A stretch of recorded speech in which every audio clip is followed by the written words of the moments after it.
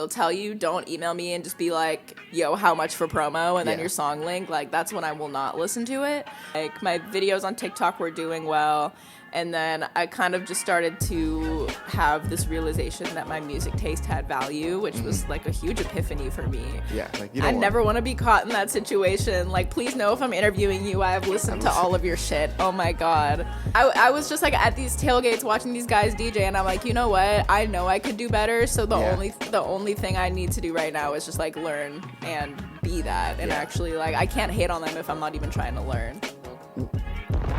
Welcome to the Sound-Centric Podcast. I am your host, Adam Dash, and today we are joined by someone who inspired everything I've done in this music game in trying to help artists and rising artists and putting them on and being one of the best journalists, music curators, DJs, and founder of That Good Shit, 40K on Insta, 110 on her personal, 205K on TikTok. Woo! Rolling Stone list top 50 innovators for hip-hop in the next 50 years, has interviews with Earth Gang, Doechii, the Swamp Princess, Rico Nasty, Smino, J.I.D., Denzel Curry, Westside Gun, and Wiseboy Germany. My name isn't J-Mac, Quadri, Jordan Ward, Annabelle Kline. Welcome to the platform. Hi. Thank you for having me. I'm very grateful and excited to be here.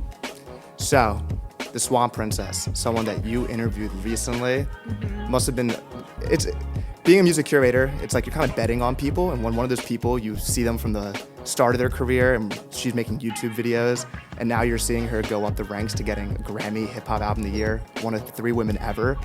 How's that feel for you watching it? It was such a beautiful moment. I feel like everyone was rooting for Doechii in that moment, and it felt like a win for so many people. It felt like a win for like women in general, specifically like Black women in hip hop. Her winning this category is so huge. It felt like a win for all of her fans, like every member of the Swamp who's just been rooting for her. It felt like a win. I feel like Doechii is someone who represents like the journey of a small artist and like everything they have to go through. So I think it felt like for all those smaller artists starting out, going through whatever their struggles are, watching Doechii win, I feel like made everyone feel like they could achieve their dream. It was a win for everyone. It's cool that artists now have like an internet trail out there that like she has a video like, I quit my job today. Yeah. And now you're seeing her standing on the stage and killing her performance, like possibly the coolest performance I've ever seen on a stage. Yeah. That she's like going off with that. So who are some artists for you that you kind of like, you feel that pride of like, I was early to that person? I feel that way about a couple people. I mean, I feel like I was pretty early on our boy Tommy Richman, my goat.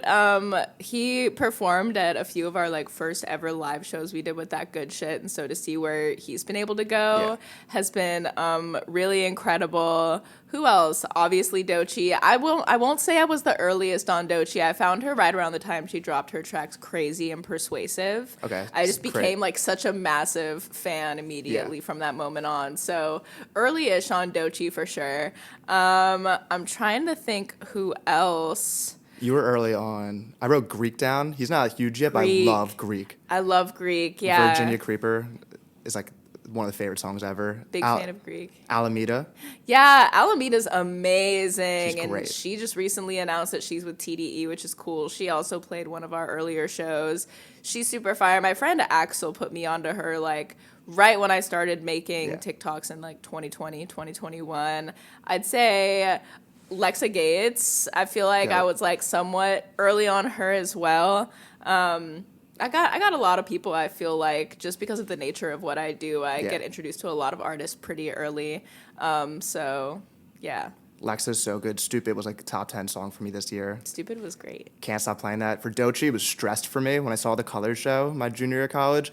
I made everyone watch it, like one of those videos you send to each person. Yeah. And you're like, this is the future. Like, please watch this girl in her yellow worm outfit that she had on. That was such a crazy, crazy look. Like, that Colors video is going to be in, like, a museum one She's day. like, I'm in Balenciaga, bitch. Yeah, she looked so amazing. And for Tommy, that was a cool moment. I love Soul Crusher, but even that wasn't early on him, but you were very early. But even when, like, $1 Million Baby was about to drop, I texted my friends. I'm like, this is the song, like, song of the summer. So there's a cool, like, cocky moment where you're like, I know. It was crazy because I feel like when Million Dollar Baby dropped, I was just like, yeah, word, this is another Tommy Richman song. It's a banger. And I personally really had no clue it was going to blow up the way it did. It was like so insane. I feel like I've been listening to Tommy for so long that I'm so familiar with the sound. I was like, yeah. Another Tommy banger. Yeah, another but Tommy that one banger. just like really had that luck and it caught and it was just so infectious and that blew him out of the water. Yeah.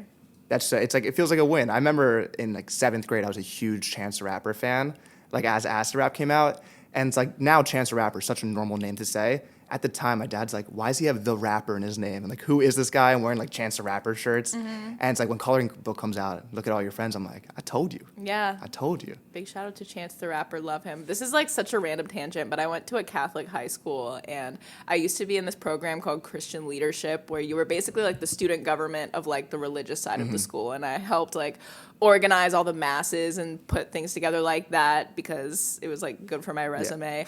And I really wanted to introduce the idea of our choir singing some songs from Coloring Book, like Blessings, because I think it's like such a beautiful song. It would be a great way to like engage the students. And then our teacher for Christian leadership, who was just like kind of crazy, was like, he has the rapper in his name. We can't do that. And I was just like, damn, that's fucked up in a lot of ways. Anyway, shout out to Chance the Rapper. Yeah. Do. So you get so much music sent to you, I'm sure, whether it's emails, submissions for things. How do you actually go about listening to all this music? Because obviously this is your full-time career. And then what ends up being things that stand out to you, whether it's like album art or something that can really get you into a song? Yeah, so up until like middle of last year, I genuinely was listening to every single submission that was sent my way, which is how I've found like so many hidden gems, whether that be through like the submissions channel on my Discord, my DMs, my emails. In the last year, I've had to cut back on like listening to every single thing that's sent to me just for mental health, honestly. But there's still a lot of ways I'm listening to submissions. I still do like go through my DMs and my emails. I'm mainly looking for like artists I've heard of before, heard my friends tell me before, or I'll look on an artist page and kind of look at the visual world they've been building. That's something I look at a lot. A really great way that I've been tapping into like the submissions is through our aux battles that we do on the That Good Shit Discord every couple weeks. We have people come in and play, like 2 artists will come up on our stage and each will play a song and then we'll poll which song wins, and we kind of do like a bracket situation and come out with some winners. And that is a great way to like really stay tapped into the community and hear what everyone's making. And yeah, things I listen to are like songs that feel unique, give me a feel for the artist's personality, that don't feel like they're copying another artist's style, but actually feels innovative.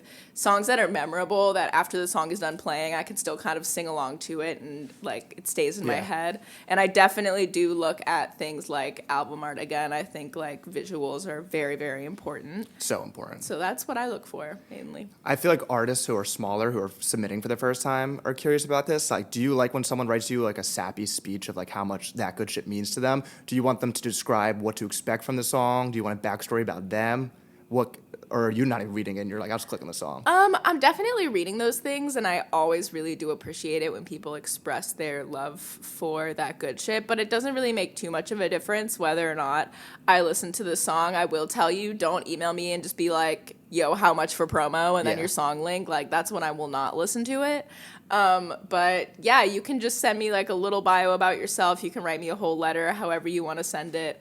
It doesn't really make too much of a difference, but yeah, maybe just like don't be like, yo, how much for promo, because I get that all the time, and I don't really take paid promo like that. On Twitter you can tell when everything's promo. You can totally tell. It annoys me so much. Yeah, I feel like keeping a page that's felt very like authentically curated. Obviously I've found ways to make money off my page, but especially when it comes to like collecting paid promo from small artists, like it can be a little tricky, but everyone does it their own way. Yeah. So when you came into this, because like I've gone through this thought process of you're interviewing rising artists, so naturally an interview with someone who's coming up isn't going to get 100,000 views, and this is your full career now. So was your original intention that same thing of like, I want to hype up these artists who are amazing, who aren't getting a spotlight, and then do you have to wrestle with that in your mind that you're like, stream, or do you look at views as a guide at all? I definitely do look at views. Like, views are really important, and I think as that good shit has grown and I've been able to interview bigger artists, it's helped a lot with views across the board. But when I was starting out, I really did not care about views. I cared about, again, like you said, like putting on the artist I thought deserved a spotlight, and I knew if nothing else, them, their friends, and their community would be excited to see it. And I knew like for the archive, like when they blow up one day, then this interview might get some views, you know. But it was way more just about like taking whatever attention I could get on it, like on the artist that I thought deserved it, no matter how small they were.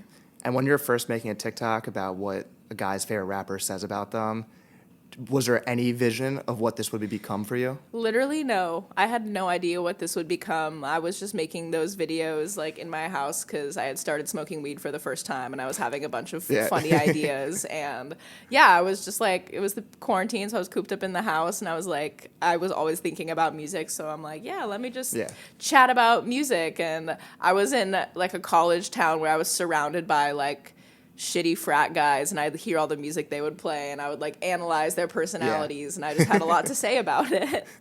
I love that. So at what point do you start putting together the vision board, and like who are the inspirations where you're like taking a piece of different things to create that good shit?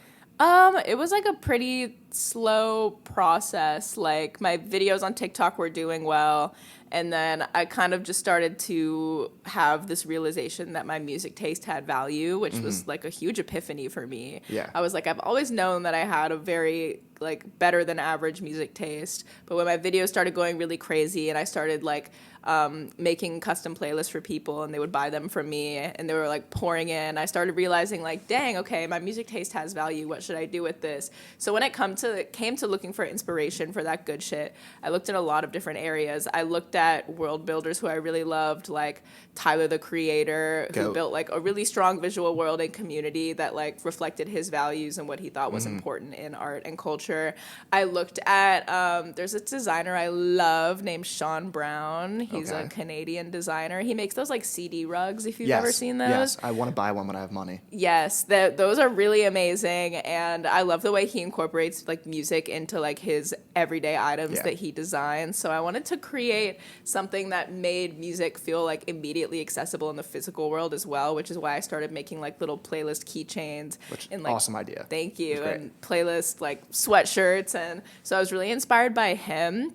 And I was also very, very inspired by Pigeons and Planes, because I felt like they were one of the only music blogs that I actually paid attention to that showed love to smaller artists that I thought were cool and not just what the main media was talking about. So those were my three, I think, like biggest inspirations starting that good shit. There's one video online of like Cole Bennett explaining the start of Lyrical Lemonade, where he like works through like how he started with the 100-person concerts and worked his way up. And I was always obsessed with that, because I'm like, what he's built is not just like a music video guy. It's like festivals, it's interviews now. Now it's like the freestyle show. Yeah. So I've always loved what Cole does with his thing. That's also, actually, I totally forgot. That was a huge inspiration as well. Being able to see Cole and like the Lyrical Lemonade world, there's so many different avenues. Like you said, it's not just music videos, it's merch, it's shows, it's again like community building based out of like Chicago. I was really obsessed with being able to have so many different avenues to express my love for music. And so now to see kind of that I've built something that's heading in that direction feels really good. And now my nerdy business questions are about branding with your thing. So first off, love your bubble letters, and you made a video about like how you do them. Sick. Thank you. Big fan, because I don't know how to do with my signature, so my signature is just my name in bubble letters. Yeah. I write Adam in it. Love that. But going through the iterations of finding out like what your branding looks like, and you've tested things like the text message interview thing. So what has led you to this point? What did you try and maybe fail's a wrong word, but maybe something that didn't work out as well that kind of taught you, like, maybe I'll do it this way the next time? Yeah. So, yeah, the bubble letters was something I did from the start. Like, since I was in middle school, high school, maybe even younger, I would always doodle, like, bubble letters and little designs all over my school notes. And like, so... Odd Future Golf Went and Kill Them All. Exactly. And, like, yeah, I was always really into that. So that's how I started with that good shit, because I liked that more than any font I could really find. And then as time went on, I was, like, drawing all these kind of, like, blob designs and continuing with my bubble letters. And Actually, I feel like the biggest obstacle I faced was like people telling me that I needed to get a more professional brand and like hire a graphic designer, which I like worked with multiple graphic designers to try some new things, and there were some cool ideas that we came up with, but eventually I really just had to come back to the realization that like my own style was enough, and it was actually the one thing that was really helping me stand out. Yeah. So yeah, when it came to branding, I think like the main thing I've always focused on is just like trusting my own creativity, trusting my own ideas. And now that it's getting to the point where like that good shit is really starting to grow, I'm building a team, and I have an amazing web designer named Raj who I've worked with to help kind of elevate the brand identity, translate it into a custom website, introduce like a few new fonts and new ideas that expand outside of like the bubble letters and the hand-drawn blobs and things like that. So yeah, after doing it myself for so long, it took a long time to find someone I trust who could really help me execute the vision in a way that felt true to the very like vibrant and playful branding that we have. Yeah. I saw Ian Schwartzman, who is the Joe Budden podcast and manages DJ Premier. So he tweeted this other day, and my brothers told me this about growing too fast. So people's first thought when they start getting a little success might be like, let's build a team quickly, start doing merch, and maybe it's too soon. Like my brother runs a newsletter called the Healthcare Huddle, and he started hiring employees for it because it was taking off. Then he realized, I could just do this myself still. Like, there was no reason to grow fast. At what point were you like, I need a team? And like, how do you go about finding them for people you trust, like you just mentioned? Yeah, there's been a few iterations of the That Good Shit team. The first time I thought about building a team was when I had so many submissions, I was over my head. So I built like a tiny A&R team of, I think it was like 7 to 8 of my friends with really good music taste from around the world. And I was just like, okay, guys, every week I'm going to make this playlist of all the submissions, listen and send me what you like. So that went on for a couple months and was very helpful. But at the end of the day, it just kind of like puttered out. And then, the next time I really realized I needed a team was kind of when I started thinking about having a manager. It's because I have so many like inquiries and things coming in, and I'm not the best at negotiating, things like that. I have no business experience. Like I'm really good on the creative side. The business side can be a little intimidating for me. So fall of 2023 is when I found my manager, Shemaine, linked up with her. I was the first first creator that she's managed, and she's now built her own management company, which is like super amazing. But yeah, once I brought my manager on, I realized just how amazing it feels to have someone on your team to help take the weight off your shoulders.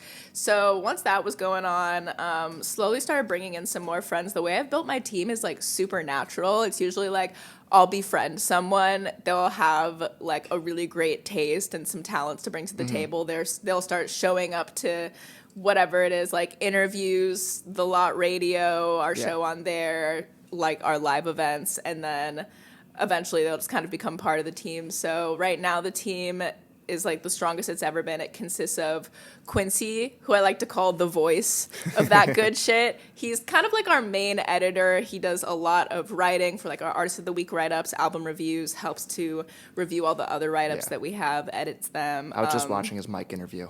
Great one. Bro, yeah, Quincy's so brilliant, does a lot on the live show, and he's like super early on a lot of artists as well, incredible taste. So Quincy's really like my right-hand man for That Good Shit. We have Rhea, who kind of acts as our like executive assistant, Swiss Army knife. Like she's really great with like helping us stay organized, communicate, always showing up to help shoot photos. She's an amazing photographer. We have Raj, who's our web designer, who he calls himself like a creative technologist, which I really love that term. I like that spin on it. Yeah, so Raj custom built our website for like literally a whole year, put so much time and work into it, and also is really great with creating visuals for live events and things like that. And then we have Daman, who is our editor, and this was also huge for me. Hiring an editor changed my life. I was spending like 6 hours a day, every day, editing my interviews. I hate video editing so much. I actually like enjoy the process, but it started to get so annoying because I was doing it so often, because I shoot like 2 to 4 artist interviews a week. Each one is 30 minutes to an hour of footage. And it's a lot. So Daman is our editing queen, and she also does write-ups as well. Everyone on our team kind of participates in all areas of the business, which is really cool. With the amount of people you're interviewing a week, that's a lot. Yes. What is your research process for when you're doing these interviews? Yes. So it kind of depends on who I'm interviewing. I'm always interviewing artists that I'm already familiar with, already a fan of, so that already makes it easier. So normally I'll start with like a sweep through their discography, listen to all of their shit, especially my favorite shit. I love asking questions based on specific songs, specific lyrics, especially so the artist knows that I'm like really listening and actually a fan of what they do. So I'll do a sweep through the discography. I'll watch some past interviews and read like recent articles about them and just catch up on like what they're doing, how they're feeling. I love like creating interview questions out of their answers from other interviews, maybe being like, oh, in this past interview you said this, elaborate. So I'll do a lot of that, and then I'll also, like, I love asking around to my friends in my community who are also fans of that artist and sourcing questions from them. Sometimes I'll go on Twitter and be like, if you could ask Saba anything, like, what would you ask him? Or I'll go to my team and be like, do y'all have any questions? If I have any friend who's a super fan of an artist or knows an artist personally, especially, I'll go in and be like, so what should I ask them? Do you have any Nardwuar level info I can pull? So it's a bunch of that, and I spend a lot of time before I interview artists just walking around listening to their music and just like letting questions come to me. So I'm always trying to get better with like formulating interview questions. It's really an art. Yeah. It sucks when you're watching an interview of an artist and you're like, why are they asking those basic shit? Like if I had a chance to interview J. Cole, I'd be saying X, Y, and Z. Or there's like the famous, is it Nicki Minaj on The Breakfast Club when she's like, did you listen to the album? And she's like, what's your favorite song? And they can only name the single. Yeah. And it's like, I never want to be caught in that situation. Like, please know if I'm interviewing you, I have listened to all of your shit. Oh my God. Yeah. So I'm going to put you on the spot with this one. And if it takes time, I can give you mine first. What is your Mount Rushmore of interviewers? Mount Rushmore of interviewers. Rick Rubin. Crazy interviewer. Good. His podcast is amazing. Love Rick Rubin. Nardwuar. Obviously. Nardwuar for sure. Mount Rushmore, two more. Yeah, two more. I gotta think about that. Probably, like, I really enjoy Zane Lowe. He's great, yeah. I do like Zane Lowe a lot. I think he's very, like, tapped into his emotions. It's very therapeutic based. Yeah, very therapeutic based, and I love doing interviews like that with artists where we get to kind of, like, break down our emotional barriers and kind of get deeper in there. And I'm also going to give it up to Nadeska. Nadeska's work has been really incredible. I loved her interview with Schoolboy Q. She just did her Kendrick interview as well, and yeah, I'm a big fan of Nadeska. Yeah. So I would say that is my Mount Rushmore of interviewers. That was good. I also have Nardwuar. And this is a similar Nardwuar person. I like Sean Evans. Yeah. Even though he's very interviewee. Like he's pretty awesome, actually. Their questions are incredible. The questions are super creative and fun. I'm a huge late night TV person, so I wrote Conan. Okay. Big Conan fan. Come on, Conan. And he said something recently. I've never actually had to deal with this, but he's like, if there's ever an interview that's going poorly, never address the fact that it's going poorly, because then the guest is like, wait, is it going poorly? Yeah. So that's something I learned from him. So okay. It's Noted. like, don't say that. And then this fourth spot, I wrote someone who I'm not sure if I believe in this answer. There's this movie guy named Kevin McCarthy, who I always see on TikTok, who asks directors the craziest questions where they're like, oh, you watch. Yeah. Like he asked Tarantino stuff where like, you can see Tarantino like get up. He's like, oh, okay, like you're into this. So I like him. I like, Ebro's had some really good ones. I liked his there's so many out there. Yeah. I wish I came through with like my confident. I also watch so many things that I envision my podcast being a mixture of. So I'm not a fan of the person, but the conversational style of Joe Rogan. Yeah. I like the fact that it's like conversation based and not like X, Y, Z, like back 100%. And forth. I love sports debate TV shows. Huge sports fan. So there's so many shows that I'm constantly watching that I just think it's the most fun thing. Yeah. Just seeing grown men just yell at each other. It's always a fun time. Yeah. I like the conversational style. I cannot rock with where it gets too confrontational and it becomes like arguing. Oh, yeah. But I do love a good conversational style. And I'll actually throw one more name in mind for my honorary mention of Mount Rushmore, Speedy. I got to watch Speedy work when we did the live stream for Rolling Loud Miami this past December. And I love the way he interviews. Like he's super personable and is always like very aware of what's going on around an artist currently. So yeah, Speedy's great as well. I think the conversationalist stuff just gets the guest to open up. Like I've mentioned this in the podcast before, but I had a conversation with Suave. That's my favorite conversation I've had in the podcast. That was about imposter syndrome. And I could have just asked him like, imposter syndrome, you feel that? But I gave him my imposter syndrome experience. And I think that allowed him maybe to be like, oh, you experienced that too. And I can give you my personal thing. Yeah. Versus just being like, you ever feel that? And he's like, yeah, I feel that. And that's like the end of imposter syndrome conversation. Yeah, I think it's really important when you're interviewing an artist to also share your own personal experiences, just to like let them know you're not just here to grill them with questions, but you actually are here to like have a conversation, share just what you're feeling and what you're going through, and to like actually connect on a human level. I have a very specific question for you. Okay. Do you ever get, scared's the wrong word, but you do a lot of one microphone interviews? Yeah. You're going back and forth with that. Do you enjoy doing that versus the two microphones? I like it for some reason. I don't know what it is, but I like having a handheld mic. Sometimes I'll do like the two mic interview. I don't know. It's just like a random personal preference. Yeah. It's not too deep. I don't know why I like it that way, but I do. Do you have any interview do's and don'ts for yourself, not like the guests that you're interviewing? Do's and don'ts. Do's, I always like to ask the artist if there's anything they want to talk about or anything they really don't want to talk about. I feel like some artists get asked like the same questions over and over. Yeah. For me, a personal don't is like don't ask about whatever drama is going on unless it's like super important. I try to steer away from anything that feels like really clickbaity or like, I don't know, I never want to catch an artist off guard with a question that would make them uncomfortable. Interview do's, I like to take at least 5 minutes to like chat, like at least 5 minutes before to chat. Before an interview, just to like get comfortable if I can, like 10-15 minutes, and maybe even like hang out a little bit after. I like to like really try to make like if I can, like a friendship level connection with artists when I can, especially if like we have a good vibe. It's not going to be the same every time, but yeah, just taking time to let them settle in, get comfortable. I'm trying to think if I have any other like really important interview do's. Again, just like do your research and come prepared. Yeah. Like don't just sit down with like especially like a bigger, well, any artist actually. Don't sit down with an artist and like don't know what you're talking about. Like if this person's taking their time out of their day to like open up to you, answer your questions, like you should know who you're talking to and you should have respect for them. Yeah.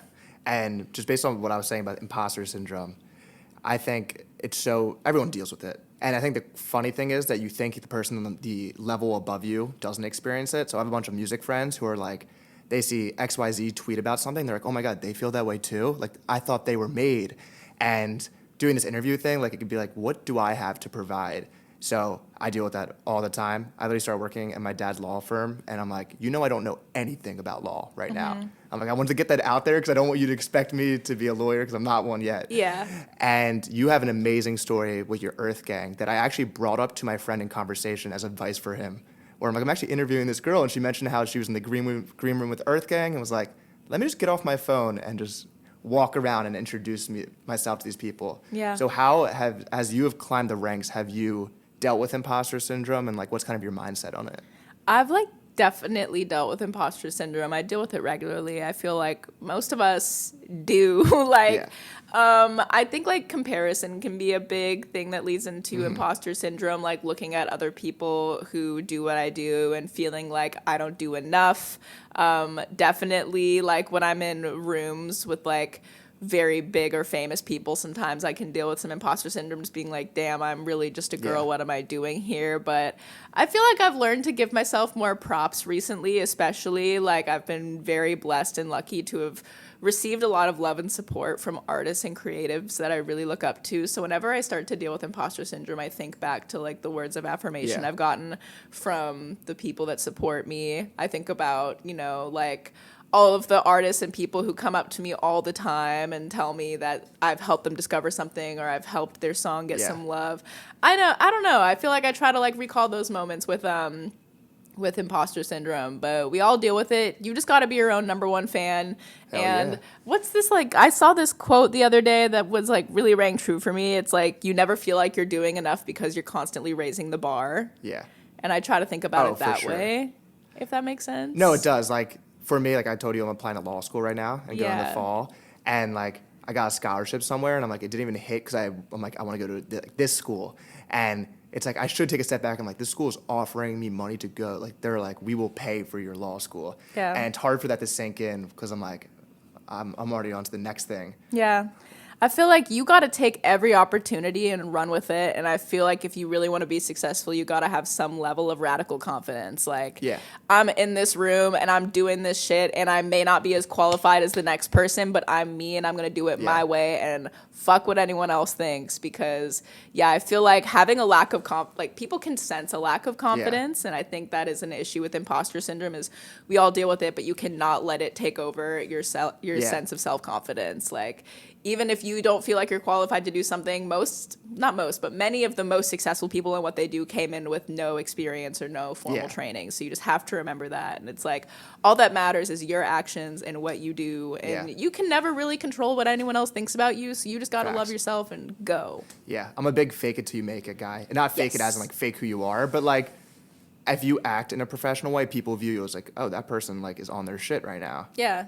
So it's like this podcast could get like 10 streams, but it's like, oh, it's really high quality. They're like, oh, this is actually kind of a professional podcast. Yeah, I think it's more important for you to be proud of what you've made and what you do than like worry too much about the public reception of it. Like exactly like you said, if I do a killer interview and it gets like only a couple hundred views, I'm like, I still did a killer interview. Yeah.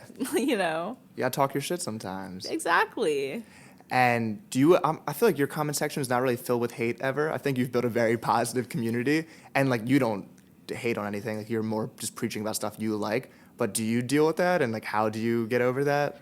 I definitely deal with that. I feel like I dealt with it a lot earlier in my career when I was heavy on TikTok, making those videos like, here's what his favorite rapper says about him. Or like, as I was growing, it was a lot easier for me to kind of put out a little bit like crazier takes. And I would get a lot of hate in the comments and I would deal with it. But today I feel like just because the community I've built like definitely does hinge on positivity. That's what people come to me for. And also like, I don't know, my following is now full of artists I really love and respect, creatives I really love and respect, and I'm not the kind of person to go out here and put out crazy takes on the internet to like get crazy reactions. So yeah, my comment sections now are a bit more calm. I do get like hate sometimes, whether it's like I posted a video about like the songs I'd want to see Kendrick perform at the Super Bowl, and people were being like really fucking mean in my comments for no reason. Like, this girl doesn't know what she's talking about because I said I wanted him to perform Wesley's Theory at the Super Bowl. Like, I know he's not going to perform that song. Like, someone's like, it should be Sing About Me Dying at First. You're like, I don't think it's going to work at the Super Bowl. And Wesley's Theory at the Super Bowl would be crazy. That would be insane, right? But yeah, I definitely do get... Cocoon and Caterpillar collide. Oh, that'd be so hype. Come on. But I try to remember, like, when I get hate comments, a lot of that is coming from people who don't actually really know who I am or what I do and probably haven't taken the time to look into my work. My fake profile picture, it's like Travis Scott or something. Exactly. It's not them. I'm like, it's always a Travis Scott PFP. Yeah. Like, why are y'all doing that? But I think that whenever I get hate comments or people say rude things, I always just try to think about, like, my resume and what I've actually done. And again, I find so much comfort in like the words of love I get from my community and the people who support me. So like I could be getting a ton of hate comments, having the worst day, and then someone could come up to me at a show and be like, hey, like, I love that good shit. You put me on to X artist, and like all of my worries will fall away. So that's good that you're the person who can take because some people don't focus on the compliments, and it's like the one hate thing that they focus on. Yeah. People love hitting me with the like the ASAP Yams tweet, which I always just find funny, where it's like, I hate white hip hop heads. Or they'll send a picture of just my profile picture. I'm like, looks like a handsome guy. I don't know why you send that to me. If you're a white person in the hip hop space in any way, you have to be willing to just like take that on the chin and keep moving. Like, and it's like a super valid criticism because like this is not like our culture. And so I think I'm very open to criticism, especially in that aspect, because I always have a lot to learn. And sometimes I might say or do something where like something goes over my head and I don't realize that maybe I've said or done something that's not the most tasteful thing. So especially when I get criticism from that about like being a white person in a predominantly like black space, I take those comments like very seriously and I don't let it like really hurt me, but I do try to always learn from it and grow from it because it's important to take criticism. Oh, 100%. And it's good to like just study the culture and like know the past of it. Like you don't need to love 80s rap music, but you should be an understanding of it if you're going to be in the space and like talking about it. Yeah, it's very, very important to be educated in what you're talking about because there are like all these white kids on hip hop Twitter spewing shit that they do not know about. And I'm always here for like conversation, but like hip hop is like a very serious and important art form and culture. I was like really amazed by how Kendrick was talking about it in his Apple Music interview the other day. Like the culture of hip hop and rap is incredibly important. It's storytelling. It's like it's changed genre. the world. It's changed so many communities. It's changed lives. And yeah, like I take that very seriously. Yeah, as you should. It's the best genre in the entire world. So you started getting into your music taste. You're an incredible DJ. I think that's also an important thing as an interviewer. It's like you know the experience of like releasing something to the world and being afraid of that. Like I used to rap. I still occasionally rap. Okay. And like it's like I know the anxiety and the also euphoria of like releasing something to the world. When did you start DJing and start performing? Because you've had like the residency at the Lot Radio. You've been doing shows. You opened for Doechii. Insane. That's so sick. It's one of the greatest accomplishments of my entire life. It was crazy. But yeah, I started learning how to DJ in 2021 because, again, I was going to school at University of Oregon, and I was going to all these tailgates and these frat parties because that's where all my friends wanted to go.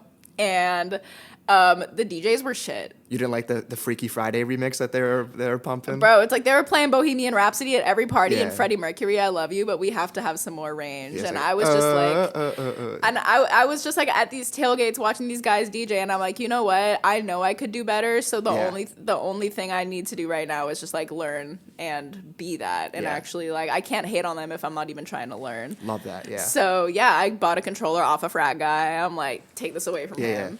And yeah, I just started teaching myself like in my room, and then eventually I started performing like in front of friends. Once I moved to New York, I started doing like little parties with my friends and just slowly worked my way up. And yeah, like DJing is so much fun. As someone who doesn't really make music myself, I'm starting to learn how to produce a little, but it's a fun like middle ground of being able to take my knowledge of music, my love for music, and I did like study music theory and like play piano when I was younger. So being able to kind of create in some way when you're creating a transition and mashing some songs together, it's like a really beautiful feeling. And yeah, the places it's taken me are incredible. Like it's grown so quickly, and yeah, I'm like really grateful. It's one of my favorite things to do. Yeah, I was a big fan of your performance on, what was it? Blanking. No. On Gay Peas, like on the radar, you killed that. Yeah, thank you. There was one song I was trying to find. I should have come prepared to ask you. I couldn't figure out what song it was, and it was amazing. But I'm gonna come back to you on that one. Come back to me on that. Yeah, the On the Radar set was crazy. That one also got like a lot of hate. I was like transitioning the Calling for You Drake song produced by Cash Cobain into like a knowledge Playboy Cardi flip, and people hated it, but people also loved it. So yeah, I don't know. On the Radar was a great opportunity. My residency on the Lot Radio has been like the greatest thing so sick. Ever. It's like such a crazy platform to be a part of. Like I really can't believe that I get to do that every month, and especially the special guests we've been able to bring on. We've been able to premiere so much new music, from Cash Cobain to Overcast to not Boldy James. Tommy Richman was on Tommy there. Richman, yeah. Just like a bunch of new shit. Like yeah, it's been great. It's a cool vibe. I got to go to On the Radar, and it's like when you're actually in the place, it's like, whoa, Drake was here. Like you're seeing all the green lights actually, and if I saw like the Lot Radio, I'd be like, whoa, I've watched so many of these. Yeah, no, the Lot's a crazy place to be, and same with On the Radar. Like I'm in that studio somewhat often to just go see my friends, and like what they've been able to build is amazing. Their team works so hard, hustles so hard. Like Gabe and Calvin especially are like so tapped in. They do so much work for up and coming artists. Like y'all don't even understand how committed they are to putting on artists across all genres. They're continuing to expand. They're doing more like live bands and stuff in there. They're going around the world. It's On the so Radar sick. is on their shit. Shout out Gabe. Shout out to Gabe. You're incredible. Yes. So what was it like opening for Doechii? Opening for Doechii was really terrifying. So there's like a huge difference between being a club DJ and being an opening DJ at a concert. Because when you're in the club, you can like play dance music or whatever kind of music, and people come there to dance and party. When you're opening at a show, they just want to see the artist, you know, and so you're kind of holding them over, and it's like a very different vibe. I'm really grateful that I got experience opening for Teezo Touchdown on his tour to kind of learn how to work a crowd like that.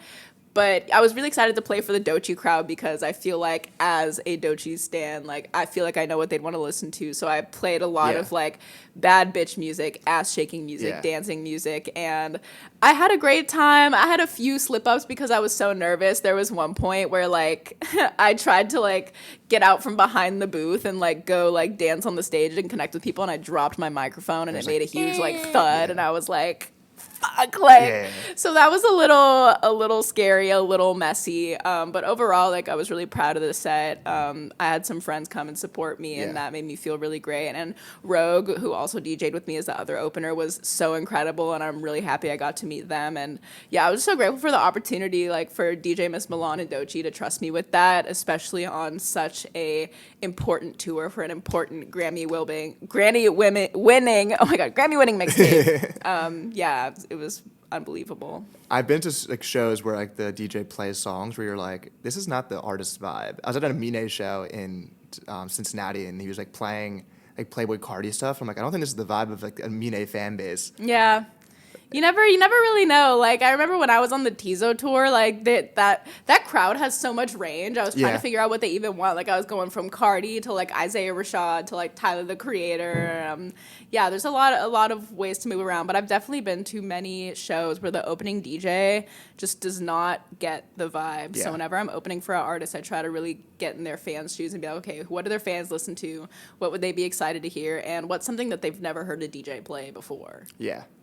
Because you got to put them on. And also, I'm sure you don't think about it like this, but like to a lot of them, like you are a big person in this space where they're like, I saw Annabelle perform too tonight. I think what I try to do to take advantage of how people view me in my career is people know me for music discovery and putting on new artists. So I am never afraid to play music during my DJ sets from artists that nobody knows. Yeah. Because the real ones who get it will know that I'm putting you onto some shit you should be paying attention to. Yeah. So, you know, your first concert ever, Jimmy Buffett with your dad, or you're also in the Justin Bieber movie. Yeah, I am. So you've got this background of like rock music, but also pop boy bands, which are really fun to see. I saw in college, who was it? Big Time Rush perform. And I was like, this is incredible. VTR, amazing. Shout out VTR. What have been, this is going to be so hard for you, but your favorite concerts that you can think of? I think about this a lot. I've had a lot of favorite concerts. I think my number one favorite show I've ever been to, of course, was Frank Ocean, FYF Fest 2017, I think it was. Sick. I had like just graduated high school or was about to graduate right in there, and I was with like a bunch of my friends, and that was a really cathartic, beautiful live experience. Some other of my favorite shows I've been to, because I grew up going to a lot of music festivals because I was in LA. I remember one time I went to this festival. Why am I blanking on it right now? It'll come back to me, but it was like a R&B and soul, Smoking Groups Fest. Okay. It was a festival in Long Beach. I think I went maybe 2018, 2019. I waited at the barricade in the front all day, like 8 hours for Erykah Badu. And along the way, I got to see like Raven Lenae, her, Masego, No Worries, like early on, which was fucking insane. That's how I discovered them, really. Like, that was really crazy. Yeah. And then, I ended the night seeing Erykah Badu, and she performed, like, a bunch of my favorite songs. It's a crazy lineup. Insane lineup. So that was one of my favorite shows, for sure. And then one more that stands out to me was a couple years ago, I saw Pink Sifu at, I think, maybe Moroccan Lounge in LA. And he did the show where the first half was his, like, Gumbo album. And so it was very soulful hip-hop, R&B. And then the second half, there was, like, an intermission, and the second half of the show was this crazy, like, punk rock show where they were, like, moshing and shit. And that was, like, such a beautiful, mesmerizing live performance. And I'll actually throw one more in there. Like, every year, my favorite show to go to is Young World, Mike's Fest. Okay. And last year was so much fun. Like, Sideshow performed, and we all went crazy because me and all my friends love Sideshow. Yeah. We saw 454. We got to see Mike. Always very special at Young World. Those are just some of my favorite shows, but I've been to hundreds of concerts in my life. Yeah, you've been to too many. There's been to so many. A lot of mine have been... Many more lie ahead. Have been recently. I got to see J. Cole, MSG, and I'm a J. Cole stan, so I'm like... I heard that was an amazing show. It was the best time of my life. And I went alone because I couldn't get 2 tickets. So I'm like, I'll just make friends with people in the stands. And I peaked. Like, it's been downhill since seeing that. Yeah. I saw Anderson .Paak on the Malibu tour in Philly. And Malibu is also top 5 album for me ever. Yeah. I know we share a No Worries love because Suede is my favorite song ever. Yeah. That's my number one. I don't have a tattoo yet of No Worries, but I know you got the X on you. Of course I do. Yes. But I love that, man. I also went alone to Anderson .Paak, and I bought farthest up tickets. And when it transferred into my Ticketmaster, it said GA. I'm like, I didn't pay for GA. $80 front row tickets to Anderson .Paak. That's incredible. Incredible. Tyler on Call Me If You Get Lost tour with the boat. I was there too. MSG? I saw him in Ohio because I was in cool. college then. Nice. That was incredible. He also tweeted after, like he kept saying Columbus was the best show. So it was cool being like, okay, he thought my show was the best show. Fire. And That's number amazing. 4, I've loved Amine. I think he's one of the best performers I've seen for a hip hop performer. Yeah. I've had a great time with his shows. I love Amine. I've never seen Amine live, I don't think. I need to change that. It goes crazy. Yeah, I love Amine. Shout out to Portland, Oregon. Shout out to Portland, Oregon. They have a lot of people coming up. Portland has some shit, for sure. Portland has some really great music. Yeah. Yeah. Okay, I'll ask you that. What's your favorite like region right now? If there's like a side coming up, you're like, they're just putting out heat. Bro, like New York, like Obviously. Cash, 4-1. 4-1 has been my favorite Yeah. like artist that I've been listening to recently. Like all that has been crazy. That and also like everything going on in Florida. Like Florida has so Florida's many great. incredible artists. I mean, we've obviously we've seen Doechii come out of Florida. Yeah. 454. Denzel just put out like some really amazing Yeah. music last year. Like I'm really loving what Florida has to offer. I'm gonna shout out Jersey because I'm from Jersey. So we got Chris, we got Soul Child, Yes. we got Wise Boy Jeremy. Yeah. We're coming up. Jersey's got that shit. Shout out Jersey. Big shout out to Jersey. Also, St. Louis always has Yes. a place in my heart. St. Louis is bringing us a lot of great shit. Also, like Virginia. Oh my God. Like, Right now, yeah. I mean, Shabuzi and Tommy going up. Shabuzi, Tommy, J Mac, all of them. But like Virginia, like they say, there's something in the water. There's like always been great shit coming out. Is Brent Virginia or I is it think DC? I don't know. DMV, I don't know if you claim Brent. Let us know. I don't know. Yeah, get back to us. St. Louis, you got Smino, Jordan Ward. I'm obsessed with you. You're gonna get on here. I love Jordan so much. Love Jordan. And I managed an artist named Drew Kelly. I'm gonna put you on to after, but Okay. Drew, incredible. But St. Louis, they all have unique voices. I don't know what it is. It's like close to Chicago, so it's kind of that vibe to it. But yeah, I mean, hip hop. Whenever someone says hip hop's dying, it's like, what do you can find any version of hip hop you want right now at its peak form. Yeah, I think like that conversation of hip hop is dying is so frustrating to me because it's like I don't think hip hop can ever die. I think that it's always changing. So obviously, what hip hop once was may be dying, but it's always pushing forward. Like you cannot tell me that all of these amazing artists out here exist and hip hop is dying. Like as long as 454 is putting out music, hip hop will never be dead. As long as Soul Child is putting out music, hip hop will never be dead. As long as Wise Boy Jeremy, Overcast, like I could name so many names. Like hip hop is actually more back than it's ever been. It's one person per decade who likes to say hip hop's dead, like some artist. This decade, it was Questlove. Questlove, you're a goat. I love you. How could you say at the peak of the Drake-Kendrick beef? That was the first time I'd walk out in person and have conversations with strangers about hip-hop. I thought it was the coolest thing ever. I'm at a bar, someone's like, what do you think? Who do you think's winning? And like those conversations, I'm like, that's what it's about. How can you say hip hop is dead when Kendrick is like the first solo hip hop headliner of the Super Bowl? Now, like where Questlove was coming from, like I think that a certain version of what hip hop has been in the past is dead, and like just the culture of hip hop has expanded so much again. Like it's gone from like its birth in New York, and it's come so far as to where there's like millions of like white hip hop critics on the internet spewing bullshit. So it's very different now, and I get why people like in Questlove's position may feel that way, but I refuse to believe that hip hop is dead. I think they get tied up with the fake people online, and they're like, because I get it, the Drake and Kendrick beef got really annoying in terms of like people who are just like spamming just to spam hate stuff. But it's like if you step outside, it's so great right now. Yeah, the conversation around hip hop can get extremely tiring, and it's just become like so commercialized. And again, like it's so different from what it was when it started. Hip hop has become like such a huge commercial thing, and there's a lot tied up into it. But if you really get into just like stripping it back down to the music, like the music of hip hop is in a great place, and it is far from dead.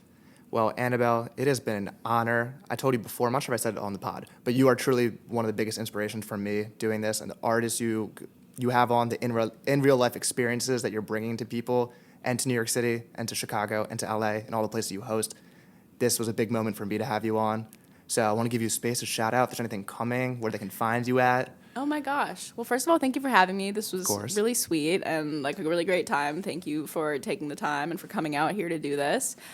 Stuff to shut out. That Good Shit has a brand new custom website, www.thatgoodsht.com. We have a song of the day that updates every day when you first go into the website.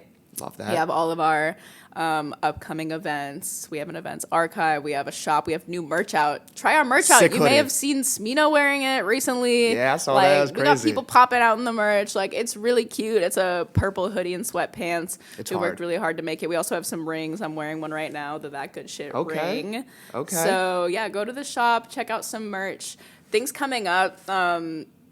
That Good Shit is working on like a really, really huge project that's going to be announced later this year. Okay. But there might be like the first release of like original music from That Good Shit Fire. somewhat soon. Keep that on the low. That might be Sound-centric coming. exclusive. I don't know when this is going to release, but early March we're going to be doing like a really big event in downtown Brooklyn, where we're partnering up with this organization called Brick that Cool. supports arts and culture in Brooklyn, and we're taking over their whole space and doing like a multi-room party where each room is going to have DJs playing a different Sick. genre of music, and then on the main stage it's going to be like the community stage. We're going to have special guest performers, an open mic hour. We're going to have like a pop-up record shop, art and photos on display. So that's on March 8th in downtown Brooklyn, which that a will be weekend really or a cool. weekday? It's a Saturday. I will be there then. Slide. Yeah, it'll be Let's get fun. it. But That Good Shit has a lot of amazing stuff coming up. And again, like, I'm just so grateful for everybody's support. It's come so far, yet it feels like just the beginning. Just the so beginning. I'm excited to see where it all goes. And yeah, I'm grateful for everyone who supports me, all of the artists who I love, who have shown me love right back. Yeah, this is all a dream come true, and I'm grateful for every moment of it. Well, shout out to the GOAT. Go follow her because she's putting you on to the best music out there. And if you made it to the end, I love you. Subscribe. My name is Adam Dash, DASH_ on Twitter and on Instagram, and Soundcentric Music on Twitter and TikTok and Instagram. And I have a new weekly newsletter coming out every Monday, so you can hear me ramble about some of my hottest hip-hop takes, such as why Kendrick Lamar is the most surprising superstar ever, why Mac Miller's family has handled his posthumous releases better than anyone ever, and so on and so forth. I love you. We'll see you next time. Peace. Bye.